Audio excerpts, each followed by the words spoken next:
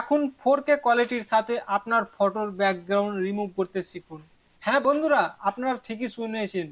কারণ আমি আজকে এমন একটা ওয়েবসাইটের খোঁজ আপনাদের দিতে চলেছি। এই ওয়েবসাইটে যদি আপনার ফটোর ব্যাকগ্রাউন্ডকে রিমুভ করেন তাহলে আপনারা 4K ভাবে আপনারা ডাউনলোড করতে পারবেন। আপনার ফটোর ব্যাকগ্রাউন্ড রিমুভ করার পরে আপনার ফটোতে কোনো রকমের ইফেক্ট পড়বে না, একদম অরিজিনাল কোয়ালিটিতেই আপনারা ডাউনলোড করতে পারবেন। একটা ওয়েবসাইটের মাধ্যমে আপনারা তিনটে কাজ করতে পারবেন। 1 নম্বর, ইমেজ রিসাইজ করবেন।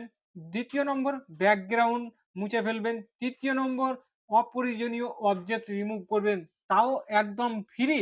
আজকের ভিডিওটা যদি আপনারা মিস করেন তাহলে নিশ্চয়ই আপনাদেরকে পস্তাতে হবে, কারণ এর আগে আপনারা হয়তো কোথাও এই ধরনের ওয়েবসাইটের কথা শুনেননি অথবা কোনো ভিডিওতে আপনারা দেখেননি। আজকের এই ভিডিওতে আমি আপনাদেরকে দেখাবো এমন একটা ওয়েবসাইট, যে এই ওয়েবসাইটটি যদি আপনারা ব্যবহার করেন সত্যি বলবেন যে হ্যাঁ, এতদিনে আমরা একটা ওয়েবসাইটের খোঁজ পেয়েছি। আজকের এই ওয়েবসাইটের মাধ্যমে আপনাদেরকে শিখাবো কিভাবে কাজগুলি করবেন।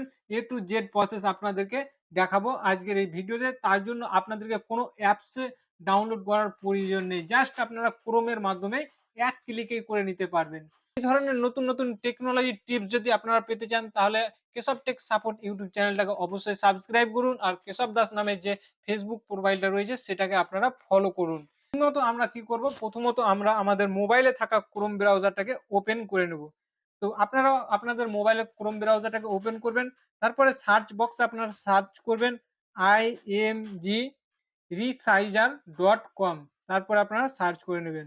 উপরের দিকে দেখুন বাম দিকে img রিসাইজার লেখা রয়েছে। এইরকম ভাবে আপনার সামনে একটা নতুন পেজ ওপেন হয়ে চলে আসবে। নতুন পেজ ওপেন হয়ে আসার পরে এখানে আপনারা কিছু বুঝে উঠতে পারবেন না। দেখুন যে আপনারা কি করবেন, কিছু বুঝতে পারছেন না। তো আপনাদের কি টেনশন নেই। আপনারা যদি এটাকে বারবার ক্রমে যদি এসে না সার্চ করতে চান তাহলে আপনারা অ্যাপস হিসাবেও কিন্তু এটাকে ব্যবহার করতে পারবেন।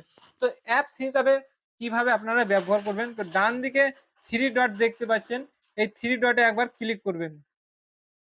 3 ডটে ক্লিক করার পরে ডাউনলোড অ্যাপ অপশন আছে, এখানে ডাউনলোড অ্যাপে ক্লিক করবেন। ক্লিক করলে কিন্তু আপনার এটা ডাউনলোড হয়ে যাবে। ডাউনলোড হয়ে যাওয়ার পরে আপনারা এটাকে ইনস্টল করে নেবেন। ইনস্টল করলে আপনারা অ্যাপ হিসাবে এটাকে ব্যবহার করতে পারবেন। তো আমি এটাকে ডাউনলোড করছি না।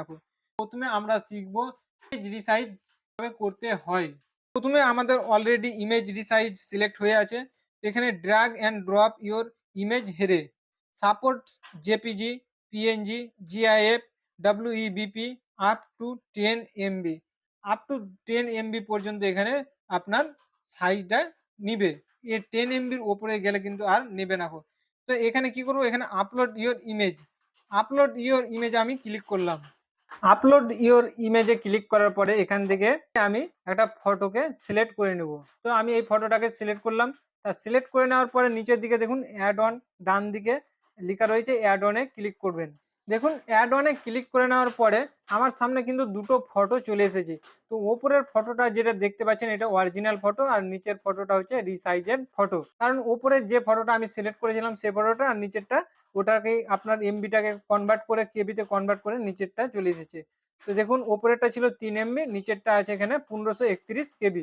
এবার এটাকে ডাউনলোড করবেন কি করে, তো নিচের দিকে আসবেন, এখানে ডাউনলোড অপশনটা দেখতে পাচ্ছেন, এই ডাউনলোড বাটনটা ক্লিক করবেন। ডাউনলোড বাটনে ক্লিক করার পরে এরকম ভাবে একটা নতুন পপআপ আসবে, এখানে ডাউনলোডে ক্লিক করে দেবেন। ক্লিক করে নেওয়ার পরে কিন্তু এটা ডাউনলোড হয়ে গেছে। এবারকার যদি আমরা এটা ওপেন করে দেখি, ওপেন করে দেখতে পারি, দেখুন এটা আমাদের ডাউনলোড হয়ে গেছে। এরপরে আমরা দেখব ব্যাকগ্রাউন্ড রিমুভ। এটাই হচ্ছে আমাদের মোস্ট এবং ইম্পর্টেন্ট, কারণ আমাদের বেশিরভাগ কাজে ব্যবহৃত হয় ব্যাকগ্রাউন্ড রিমুভ। কারণ অনেক সময়তে আমাদের সোশ্যাল মিডিয়া প্ল্যাটফর্মে ব্যবহার করি, সেক্ষেত্রে আমাদেরকে 4K কোয়ালিটির ফটো ব্যাকগ্রাউন্ড রিমুভ করতে হয়, কিন্তু আমরা 4K কোয়ালিটির ব্যাকগ্রাউন্ড রিমুভ করতে পারি না। যখনই আমরা ফটোর ব্যাকগ্রাউন্ডকে রিমুভ করি খুব একটা ভালো রেজাল্ট পাওয়া যায় না। তো এই যে ওয়েবসাইটটা আমি ব্যবহার করছি, এই ওয়েবসাইটটা ব্যবহার করে রেজাল্টটা কি আসছে দেখুন। ব্যাকগ্রাউন্ড রিমুভে ক্লিক করলাম, আপনারাও একবার ক্লিক করবেন। আপলোড ইওর ইমেজে ক্লিক করবেন, একটা ফটোকে আপলোড করে দেবেন। আমি এখান থেকে একটা ফটোকে আপলোড করে দিচ্ছি। তো এখানে দেখুন এখানে আমার 4টা ফটো রয়েছে। তো 4টা ফটোর মধ্যে একটা ফটোকে আমি সিলেক্ট করলাম। সিলেক্ট করে নেওয়া জাস্ট কয়েক সেকেন্ড ওয়েট করবেন। সিলেক্ট করে নেওয়ার পরে দেখুন ফটোটা কিন্তু আমি যে ফটোটাকে সিলেক্ট করেছিলাম সেই ফটোটা চলে এসেছে। এখনো পর্যন্ত কিন্তু ব্যাকগ্রাউন্ড রিমুভ হয়নি, জাস্ট আমরা ফটোটাকে সিলেক্ট করলাম। তো এবারকার আমরা রিমুভ করব। তো উপরের দিকে দেখুন এখানে একটা বাটন রয়েছে। তো রিমুভ ব্যাকগ্রাউন্ড এখানে আপনারা একবার ক্লিক করবেন। আবারও কয়েক সেকেন্ড ওয়েট করবেন।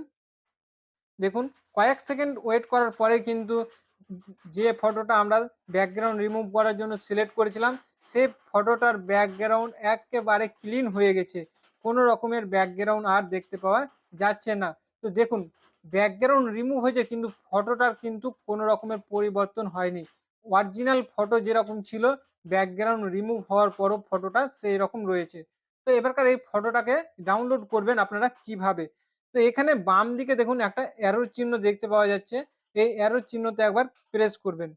প্রেস করে দেওয়ার পরে আপনার অ্যারোটা উপরের দিকে মুভ করে নেবে।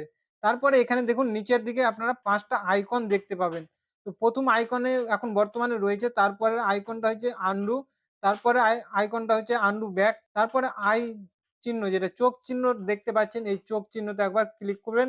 ক্লিক করার পরে আপনারা আপনাদের যে ফটোটা ব্যাকগ্রাউন্ড সমেত আপনারা আপলোড করেছিলেন সেই ফটোটা দেখতে পাবেন। যখনই আপনারা আবার ওটার উপর প্রেস করবেন তো আবার ব্যাকগ্রাউন্ড যেটা রিমুভ সেটা আপনারা ফটোটা দেখতে পাবেন। তো দেখুন, তো সেটার সাথে কিন্তু খুব একটা ডিসট্যান্ট হয়নি। যেরকম আমার ফটোটা ছিল সেই রকমই ফটোটার ব্যাকগ্রাউন্ড রিমুভ হওয়ার পরে সেই রকমই রয়েছে।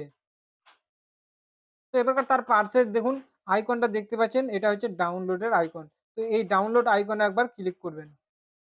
ক্লিক করে নেওয়ার পরে দেখুন ডাউনলোড হয়ে গেছে। আমি এটাকে ওপেন করে নিচ্ছি। দেখুন ওপেন করে নেওয়ার পরে কিন্তু ছবিটাতে কোনো রকম আপনারা কি কোথাও ভুল বা আমি যে কথাগুলো আপনাদেরকে এতক্ষণ ধরে বললাম সে কথাগুলো আমার মিলছে কি মিলে না আপনারা সেটা বিচার করবেন।